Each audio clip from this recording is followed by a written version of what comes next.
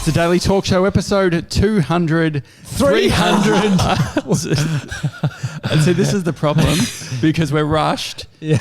We've got a meeting in half an hour. 320? 20, yeah. 320. Oh, yeah. What's happening, boys? Happy Monday. Yeah, what's happening? Mate, it's all happening. It's all happening for a Monday. I feel good. It was a big week last week and I feel rested and rejuvenated. Yeah, I was exhausted by Friday. I was fucked. Yeah. Yeah, we did. We had 4 guests on the show last week. So we thought Monday, we just need to have a bit of me time. Yeah. Bit of me and you time. Did you end up doing that ice thing that you were going to do on Saturday? Oh, yeah. So what did it involve? It involved like you entering into a fridge, basically.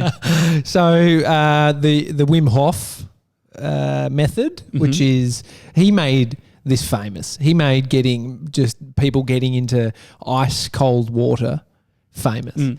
But it's for the benefit of the individual who gets into it. So I did it. My friend, I bumped into him a couple of weeks ago, Duncan, owns a business called Fifth Direction. And I saw this pop up.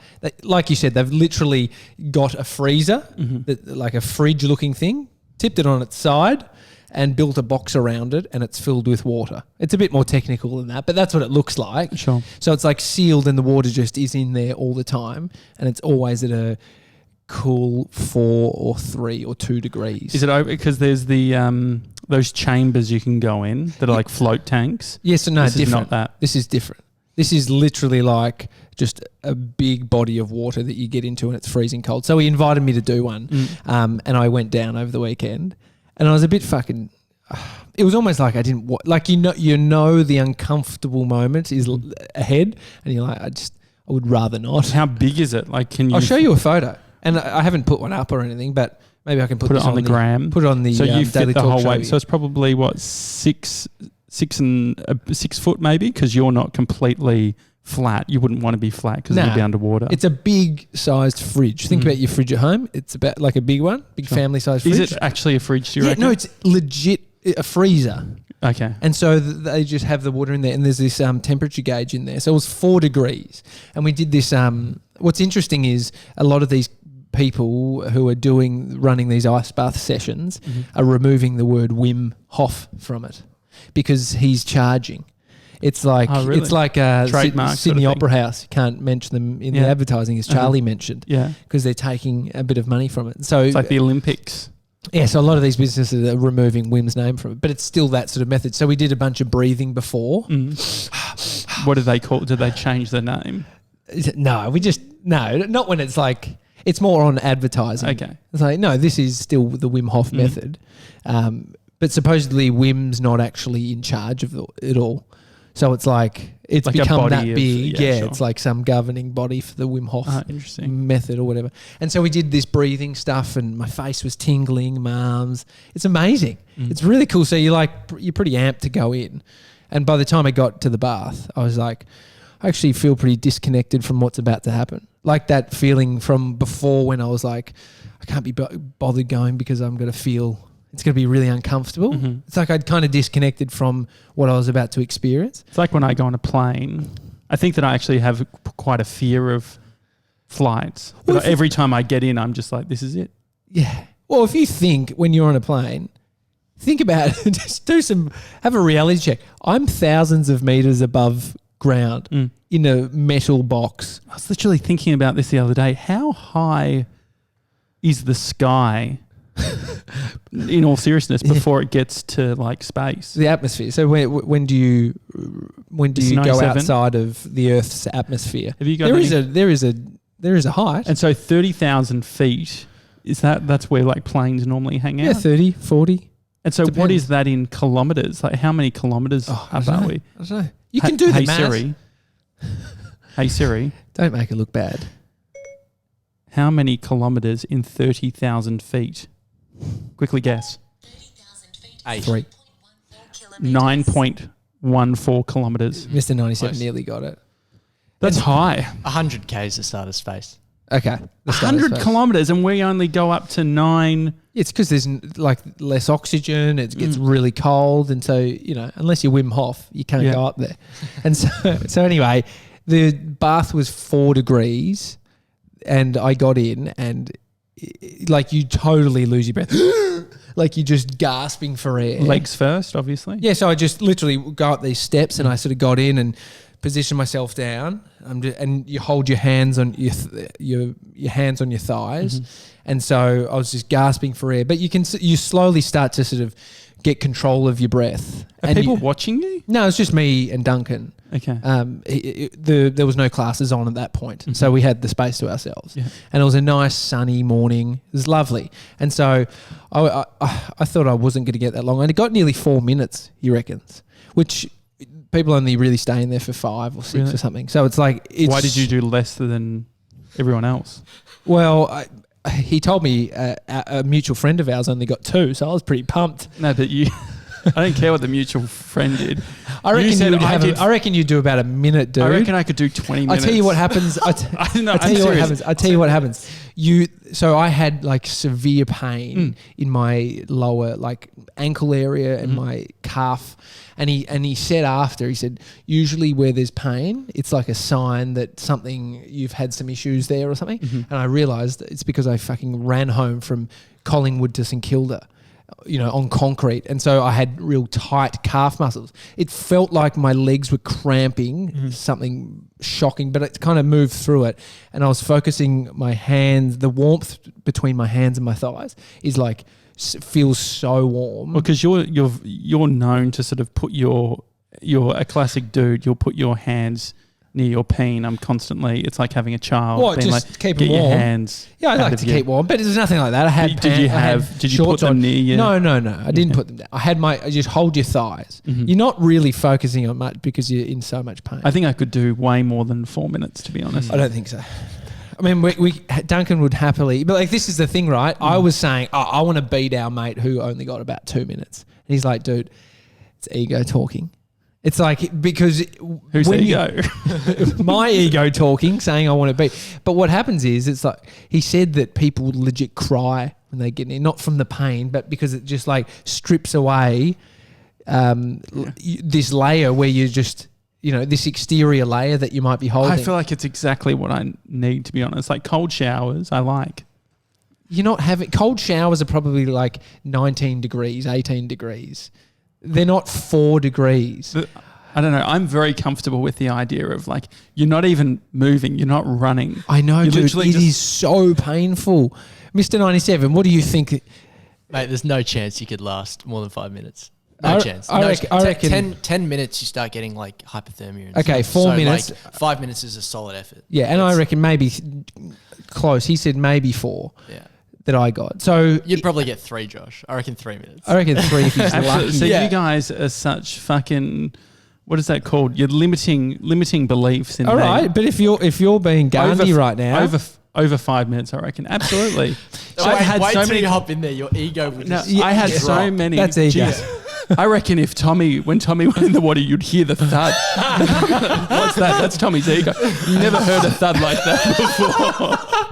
The reality is, though, you forget all this bullshit of like trying to do it for time. So they got to a point where I was focusing on my breathing, 5 in, 5 out, and then it went. I was like, "Can I talk now?" And he's like, "Yeah." And I was like, "This is feeling good now. Like I've got through that first initial." Period. And he's like, now when you start to feel comfortable, lift your hands away from your thighs. I lifted them away from the thighs, and then I was like, fucking 30 seconds after that, I was out. Oh, so the aim of the game is you probably should just hold on to your thighs for longer. No, but there's no aim of the game. The aim of the game is to be uncomfortable, and so the aim of the game is not to be in this, in this space feeling really comfortable, because it's about that sort of mental strength. The weird thing was though, I got out. And I was not cold. So I we had a coffee. Feel hot? Like it was I reckon when I've had cold showers, not comparing what you did with my 19 degrees. Do you reckon a cold shower really is 19 degrees? It's 16. I tested my water because I was curious as well. How did you test your water? I just got a thermometer and held it underneath the shower. I don't know how technical that is. I mean, winter time would be colder because the pipes are colder, but it's not getting down. Like 4 is 3 before frozen. So like you were... Do you freeze at 1? 0. So you take away 3 degrees and then 1 degree. Okay. You're so close to fucking frozen. I don't understand why he said 3 instead of 4. I don't know. Fuck that. But anyway, you were 4 degrees from frozen. No, I used to be very into the cold showers because the whole Tim Ferriss thing talks about like for metabolism and stuff. Yeah. And so I just remember there was a good portion where I didn't change anything in my diet, but every time I would eat badly, I would go have a cold shower. That wouldn't do shit. But it feels like it's a punishment for being a naughty boy, for eating the wrong thing. That might work actually. Yeah. But the weird thing was I wasn't shivering at all. Like I had a coffee earlier and then I had a cold glass of water and I was like starting to get really cold. Like my body was so cold. The breathing before helps because you're doing these 30 breaths in and out. And so it warms up your core. But man, it was good. It felt so fucking good. Did you feel like you could go for a run? Like did you feel sort of nimble? We trained after, so we did a big training session and did some nice movement. And so I felt great. In the afternoon I was just fucking feeling so good. Yeah. It's like a form of meditation because it's like all internal that you're battling against. Yeah, I think I would. We could do it. We'll get Mr. 97. Where about what suburb? It's just in St Kilda, so it's perfect. Okay, yeah, we'll go and do it. Though. Good for like summer, or do you big crowds in summer? I reckon. Well, they've got it there, and you can pay a membership. Okay. And it's like a spa or a sauna. You can actually go and use it. So you could go each day if you have this membership. Yeah. You got to learn the fundamentals first. But we could go and just give him some cash and we'll do the 3 of us and see who can last. The problem is we would want to film it and then that's where you start bringing your ego. Because it's like... Do you reckon they had to change... It'll drop when you get in the water. Yeah. Good one. Wonder if they had to change the water. Like they've never had so much ego in the water. They had to. It's got a certain sort of smell to it. I actually got new shoes. Asics. Oh yeah. I'm going for comfort. I know. You look. There was a guy. He was known at a shopping centre called Southland. He was known as the running man or the walking man. We had one at Endeavour Hills. And super tanned. Slightly off. Like obviously something's NQR. Like not quite right. Not quite right. Yeah, like he was a lovely guy, but kept to himself. Had these big old headphones on and would just walk. Just walk. If I wasn't doing the daily talk show, I reckon that's what I'd be doing. No, but they actually got me on a treadmill. Oh yeah, this gimmick. Yeah. Oh, no. What do you mean gimmick? Oh, they did. I remember when that came out. It was like they had these. So it'd be like a square, and you'd walk, and then They got me to do run one step over the square on each foot, and then step off, and it's like tracks where the pressure is, falling off to the sides and stuff like that. So I don't know. I just felt like maybe it's still here. That's why it wasn't the biggest gimmick, but it felt like when it came out, it's like, come in, test your foot. We'll see where the weight is. Yeah. But you felt like it was I think the thing is they just gave me the shoes I used to have. And how much did you pay? $230, I think. $230. Here's the problem. As a kid, I just grew up wanting to look cool with my footwear. Bad idea. It's not. I've never had bad feet, so it's okay. But a lot of kids do that, and then they fuck their back because cool isn't comfortable always. And what I'm saying is, cool's out the window for you, comfort's in. Are they Kayanos or something? I think that's what they're called. But these are two. Like what's even more uncool? I wanted to get the standard Kayanos. Yeah. But these are the 2Es, which are the wide feet, and they said, I might check for the 4Es as well, but I refuse to wear 4Es. There's something, so the bigger your foot, what size is your foot? 11 or 12, 11 and a half. I got them to measure up. One foot was half a shoe size bigger than the other. It's always the case. One boob's bigger than the other, one ball hangs lower than the other. Am I right? I don't know. Mr. 97, what size is your foot? 11 and a half or 12. Yeah. A couple of big foot fellas around here. 12 and a half, yeah. Okay. So I just remember always, you struggle finding shoes that are 12s, that look cool. And so all the cool looking shoes, the more compact they are, the shoe looks cooler. So as you're getting out, it's just like a pair of Converse look like clown shoes. Well, I've just decided this is going to be uniform. I thought I'm going to they say you guess how many kilometers you can walk in a shoe before you need new ones? I'd say 300K. 300. More Think about it. If the sky is 100 kilometres. I reckon 400 kilometres of solid walking. Up and back to space twice.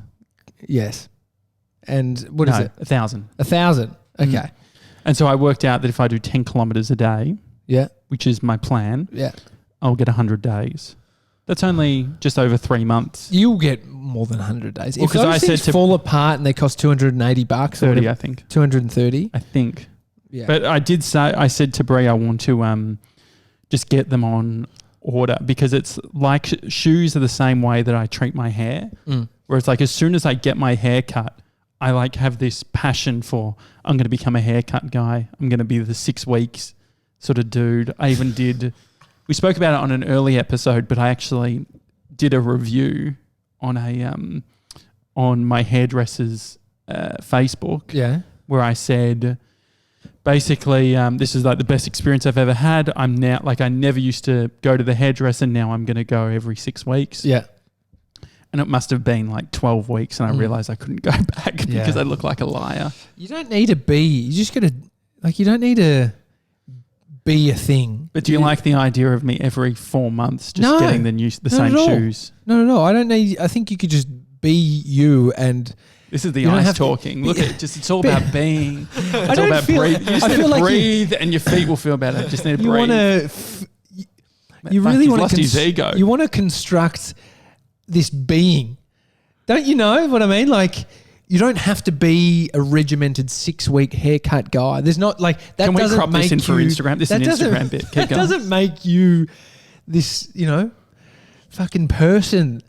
Like you can just get a haircut when you need. You can buy new shoes when you need them. It doesn't have to be every 4 months. You know what will end up happening? You'll have 7 pairs of fucking Keanos or whatever they're called in the cupboard and you're still rocking the first pair because they sold you on this 1,000-kilometre thing, but you're getting 2,000 kilometres out of them. But I reckon 1,000 sounds right though because I always feel like I overwear my shoes. But I'd been wearing Nikes and stuff and just hurting myself. I'm just like... I mean, I've been the recipient of a lot of your shoes because you wear them twice. Have you got a pair of mine now or no? No, not these ones. But I've kept my eye on a couple of your shoes. You're trying to get my clothes. Problem is Mason's foot's very close, so he's like. I'll take your Allbirds. Oh yeah, you can have. Fuck, he even knows the name of them. Yeah, the Allbirds. Well, the Allbirds are an all wool shoe. I don't want those. And they're actually sick. They're made in New Zealand. Sure, mate. For a guy that wears no name brand. Well, you spent how much on yours? $7? Yeah, they're my white ones. These are like 30. Okay. Far out, big spender. Where do you get $7 shoes from? Boohoo.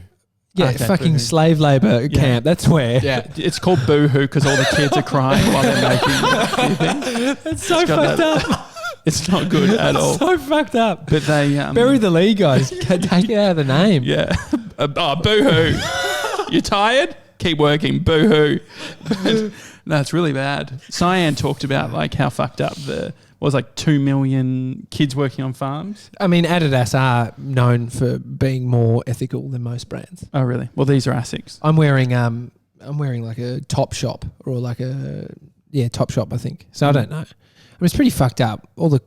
We're having someone on tomorrow on the show who has a brand, has a clothing label. Made in Melbourne.